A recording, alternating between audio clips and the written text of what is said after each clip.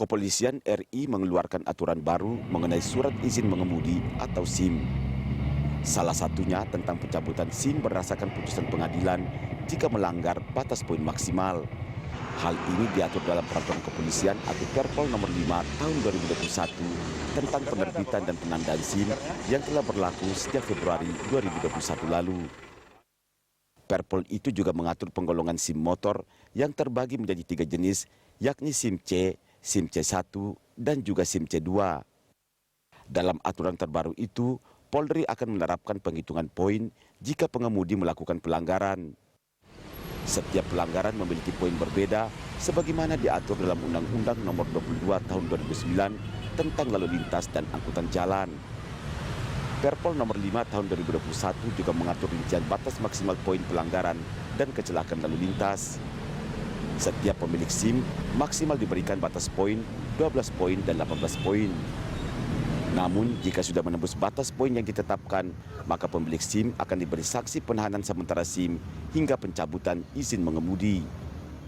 Aturan terkait pencabutan SIM diatur dalam pasal 38 dan pasal 39 Perpol nomor 5 tahun 2021. Dalam pasal 38 mengatur, pertama, pemilik SIM yang mencapai 12 poin dikenai sanksi penahanan sementara SIM atau pencabutan sementara SIM sebelum putusan pengadilan. Kedua, pemilik SIM yang dikenai sanksi harus melaksanakan pendidikan dan pelatihan mengemudi apabila ingin mendapatkan SIM kembali yang telah dikenakan sanksi penahanan sementara SIM atau pencabutan sementara SIM.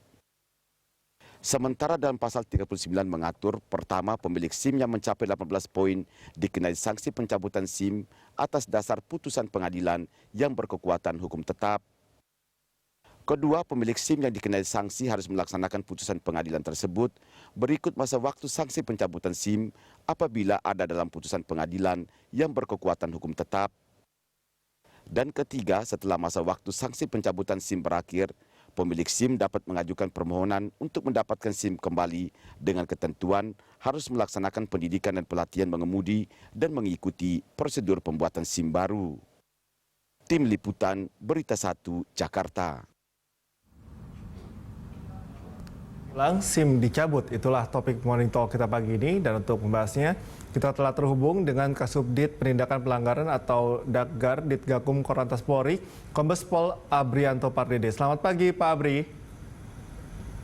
Selamat pagi, Assalamualaikum warahmatullahi wabarakatuh, salam sehat selalu. Waalaikumsalam warahmatullahi wabarakatuh, salam sehat juga untuk Pak Abri. Pak Abri, terima kasih sudah ikut berpartisipasi bersama kami di Morning Talk. Pak Abri, ini ada aturan baru terkait dengan tilang, ada ancaman hingga SIM-nya dicabut dalam beberapa akumulasi jumlah sanksi yang dilakukan atau jumlah pelanggaran yang dilakukan oleh pengendara.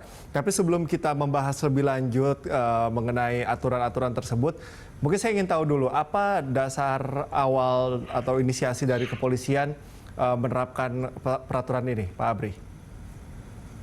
Oke, terima kasih pemirsa Good Morning Jakarta. Jadi kita harus mengetahui filosofi. Amat undang-undang lalu lintas itu bertujuan atau menginginkan mewujudkan lalu lintas yang aman, tertib, selamat, lancar, sehingga terwujudnya keselamatan lalu lintas dengan mengharapkan turunnya tingkat fatalitas korban kecelakaan lalu lintas, sehingga terbangun budaya tertib yang memberikan pelayanan prima di bidang lalu lintas, yang outcome-nya nanti adalah terwujudnya keselamatan dan kemanusiaan. Itu sebagai landasan kita untuk kedepannya nanti.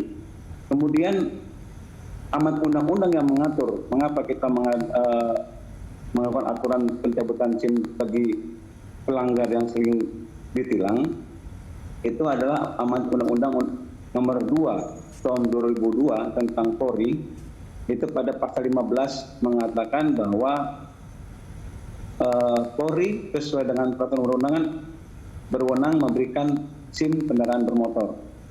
Kemudian dalam Undang-Undang nomor 22 tahun 2009 tentang lalu lintas angkutan jalan, di pasal 12 juga mengatakan bahwa penyelenggaraan di bidang registrasi dan identifikasi kendaraan bermotor dan pengemudi sebagaimana pasal 7 itu pengujian dan penunjukan SIM kendaraan bermotor.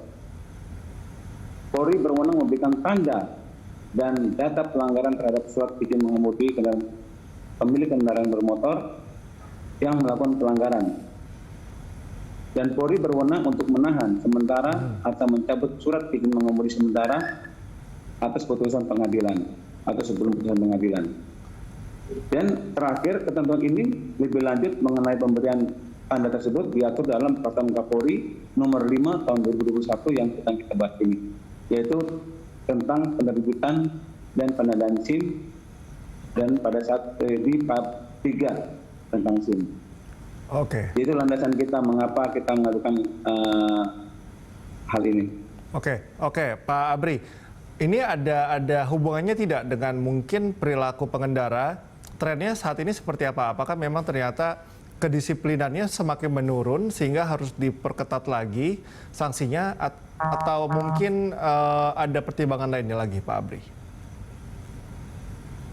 Ya, memang kita melihat dari dasar tadi memang bahwa pengemudi ini ya, itu dapat mempengaruhi perekonomian karena kita tahu lalu lintas adalah budaya bangsa yang merupakan nadi kehidupan. Oke. Jadi SIM ini harus dimiliki dalam memberikan standar kompetensi, harus kompetensi SIM karena merupakan legitimasi kompetensi.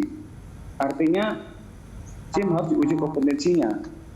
Jadi supaya pelanggar ini tidak berakibat fatal. Karena ketika kita mengendari kendaraan bermotor di jalan, kita bisa menjadi korban dan bahkan menjadi pelaku yang dapat merusak atau menghambat, bahkan dapat menjadikan kita tidak produktif atau orang lain juga tidak produktif, mungkin kecelakaan. Oke. Jadi silakan Pak Abri. Ya. Nah, jadi inilah pentingnya, makanya karena banyaknya pelanggaran yang kita temui yang dapat berakibat fatal di jalan, makanya kita harus berlakukan ini. Jadi ada punishment kepada pelanggar yang melanggar di jalan. Pak Abri, ini peraturan kepolisian ini saat ini masih dalam tahap sosialisasi atau sudah efektif berlaku? Memang sejak ditandatangani di tanggal 2 tahun 2021, ini masih tahap sosialisasi. Oke. Karena dalam masa pandemi ini, mungkin kita diundur sampai 2022 nanti, awal 2022. Oke, ada beberapa pertimbangan ya, sehingga perlu sosialisasi lebih mendalam lagi agar masyarakat mengetahui mengenai peraturan ini. Nah, kita sekarang masuk ke substansinya, Pak Abri. Ini kalau saya baca di Peraturan Kepolisian nomor 5 tahun 2021, ini diberikan batas 12 poin dan 18 poin. Mungkin bisa dijabarkan lagi bagaimana nanti aplikasinya di lapangan. Apa perbedaan antara sanksi dalam batas 12 poin dan juga 18 poin ini? Jadi sudah di awal dikatakan bahwa apabila sudah mendapatkan penalti mencapai 18 poin, maka setiap pengemudi yang melakukan pelanggaran atau kejahatan tertentu dikenakan poin berdasarkan klasifikasi pelanggaran atau kecelakaan atau kejahatan lalu lintas. Contohnya di poin pelanggaran, yaitu 5 poin apabila dia melakukan pelanggaran lalu lintas berat. Oke. Contohnya dia menerobos traffic light atau melawan arus, melanggar marka jalan, kecepatan tinggi, balap-balapan liar. Nah, ini dia termasuk pelanggaran berat. Kemudian mendapat poin 3 ketika dia melakukan pelanggaran ringan atau sedang. Contohnya dia tanpa PNKB atau dia siksak di jalan atau dia parkir sembarangan yang membahayakan. Kemudian poin 1 apabila dia melakukan pelanggaran ringan. Contohnya dia tidak patuh pada petugas, tidak pakai safety belt, menggunakan handphone saat berlalu lintas. Nah, ini akan kita terapkan. Jadi untuk penalti 1 dengan capaian 12 poin, kita akan melakukan penahanan sementara SIM atau pencabutan sementara SIM sebelum putusan pengadilan. Oke, artinya ketika sanksinya penahanan dan juga ada pencabutan, ini cara untuk mendapatkan SIM kembali berbeda ya, Pak Abri? Berbeda. Oke, untuk Jadi yang penahanan SIM seperti ini, apa, Pak Abri? Penahanan nanti ketika dia baru 12 poin, kita nanti apabila pemilik SIM ingin mendapatkan SIM-nya kembali, Oke. yang bersangkutan harus melaksanakan pendidikan dan pelatihan mengemudi sesuai dengan golongan SIM yang mengakibatkan capaian angka penalti tersebut. Oke. Kemudian pengemudi yang belum memiliki SIM, apabila ingin mendapatkan SIM sebelum ujian perolehan SIM, harus melaksanakan pendidikan mengemudi di lembaga atau pendidikan pengemudi yang terakreditasi. Oke. Nah, ini menarik kalau kita kembali ke proses awal untuk pembuatan SIM kan kompetensi awal ini sangat-sangat penting, Pak Abri ya, untuk pembuatan SIM misalnya entah itu SIM A atau C. Ini apakah memang ada evaluasi tersendiri terkait dengan pembuatan SIM sehingga nantinya masyarakat yang mendapatkan SIM bisa lebih bertanggung jawab terhadap surat izinnya itu? Oh, betul, tentu. Karena SIM ini kan merupakan kompetensi. Yap. Artinya kita harus membuat SIM ini harus ada sistem kontrolnya untuk membangun budaya tertib, untuk meningkatkan kualitas keselamatan sehingga menurunkan angka fatalitas korban kecelakaan. Jadi SIM ini merupakan bagian yang penting untuk menunjukkan kompetensi sebagai legitimasi. Kompetensi harus melalui uji administrasi, teori. Itu yang berhubungan dengan teori berhubungan dengan hukum, aturan perundang-undangan, perilaku, etika, serta pengetahuan bagaimana cara berkendaraan yang baik di jalan. Oke. Nah, ini penting sekali. Oke. Ini sudah dalam tahap sosialisasi, sejauh ini bagaimana respon masyarakat, Pak Abri? Respon masyarakat cukup baik, karena ini memang tujuannya adalah untuk terwujudnya keselamatan berlalu lintas. Oke, sejauh ini belum ada respon yang mungkin negatif atau mempertanyakan, sejauh ini masih cukup mendukung ya dengan kebijakan ini. Nah, terkait dengan tadi masalah sanksi nih, berapa lama prosesnya sampai nanti dia harus pendidikan lagi, kemudian mendapatkan SIM-nya lagi? Kira-kira prosesnya berapa lama? Sesuai dengan putusan pengadilan. Ketika pengadilan berkeputusan hukum putusannya bisa seumur hidup, ketika dia tabrak lari bisa 1 tahun, bisa 2 tahun, atau 3 tahun dan seterusnya.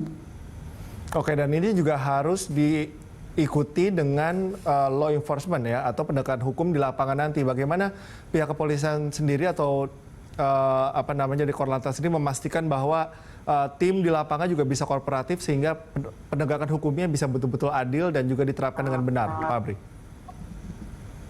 Oke, ini kan kita sudah menggunakan elektronik dalam penindakan. Jadi semua database tentang pelanggaran ini sudah terekam.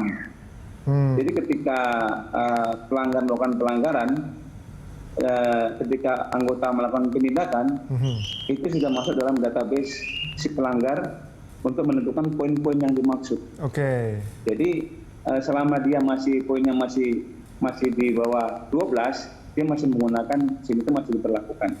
Oke. Nah ini kalau Oke, sejauh ini penerapan e-tilang ini atau sistem elektronik ini bagaimana pengaruhnya saat ini? Cukup signifikankah dalam melakukan pendisiplinan, Pak Abri? Sangat efektif. Oke. Kalau elektronik itu sangat efektif karena di masa pandemi ini tidak ada lagi pertemuan antara petugas dengan pelanggar. Kemudian penindakan juga tanpa kompromi atau tanpa negosiasi. Kita langsung catat dalam catatan pelanggaran atau database-nya si pelanggar, kemudian kita lakukan penindakan. Oke, ada batas waktu nggak untuk pembuatan atau proses SIM baru ini untuk orang yang sudah melanggar misalnya, Pak Abri? Seperti yang saya katakan bahwa itu tergantung keputusan hukum atau putusan sesuai dengan putusan hakim. Jadi kalau dia seperti tabrak lari ini, ketika dia tervonis hakim bahwa dia terbukti tabrak lari, itu dia akan tidak diberikan surat izin mengemudi lagi. Itu berlaku seumur hidup. Karena sangat membahayakan bagi keselamatan jiwa orang di jalan. Oke. Oke, kalau ada misalnya dia dalam proses SIM-nya entah ditahan atau dicabut, kemudian ketahuan Pak Abri, dia mengendarai kendaraan lagi, ini ada perbedaan sanksi hukum atau tidak?